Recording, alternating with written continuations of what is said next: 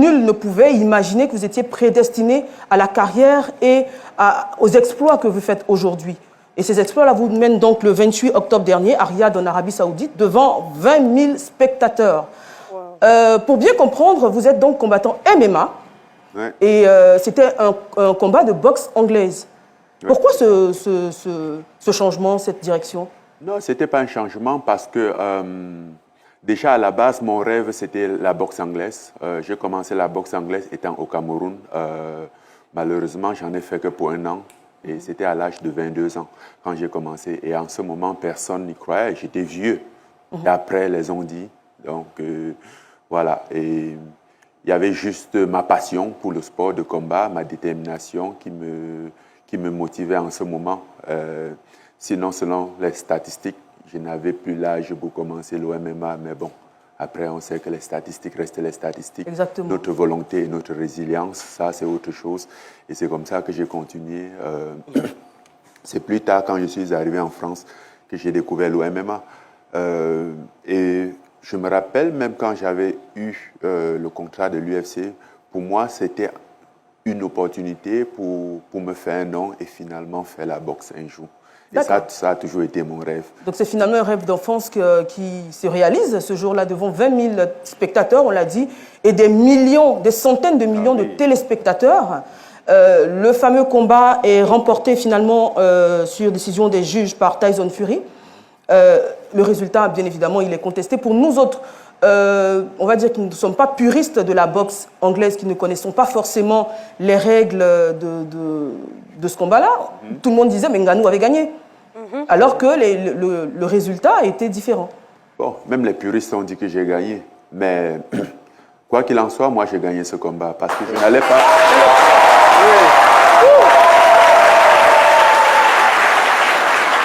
Ce jour-là, ce n'était pas au fait Fury que je combattais le plus. Ce n'était pas ça la victoire qui m'importait le plus. La victoire, pour moi, c'était de défier les pronostics une fois de plus. Tout le monde croyait que ce n'était pas possible.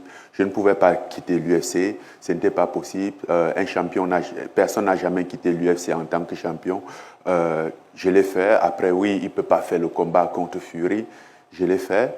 Et ah non, il ne peut pas tenir 2 rounds. Il n'a jamais fait la boxe. Ce n'est pas possible. Donc, ça, je l'ai fait. C'est vrai que je me pose aussi la question. Tu vois, pendant les entraînements, j'ai eu presque 4 mois de préparation. Et pendant la préparation, moi aussi, je m'interroge. Voilà, je vais me confronter au meilleur de la discipline, le meilleur de, soi-disant, la génération. Donc, je n'ai jamais fait la boxe, je n'ai pas d'expérience.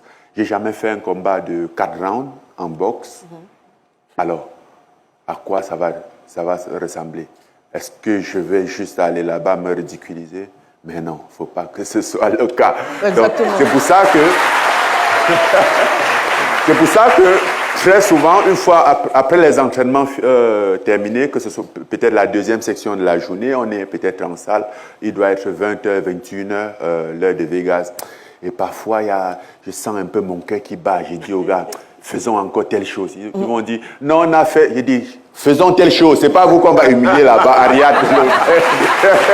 Ce n'est pas vous qu'on va humilier à Riyad. Voilà. Moi, je savais que j'étais perdant, que je partais en tant que perdant. Je partais étant en danger. Donc, il était important pour moi de mettre toutes les armes de mon côté. Ce qui, en quelque sorte, était un avantage pour moi parce que je ne pense pas que Tyson Fury, de son côté, avait cette même motivation. Parce que non, c'est un gars du MMA, c'est un bagarreur, il va faire quoi? Il ne connaît pas la boxe.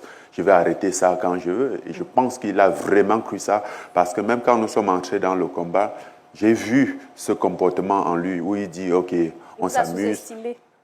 Déjà, au début du combat, il me dit, allons, je t'amène à l'école. Je dis, mais t'es fou. Je sais pas. Il me dit, allons à l'école. Je me dis, mais... Et au 3e round, je vois un Tyson Fury très agressif qui vient genre, OK, on a assez joué, faut rentrer quoi. Et c'est comme ça qu'il entre au 3e round. Et ouais, et c'est là que j'ai dit non, je ne recule pas, je vais contre-attaquer.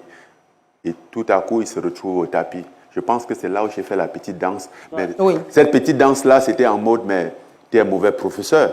Parce que là, à l'école, là, ça ne se passe pas bien pour toi.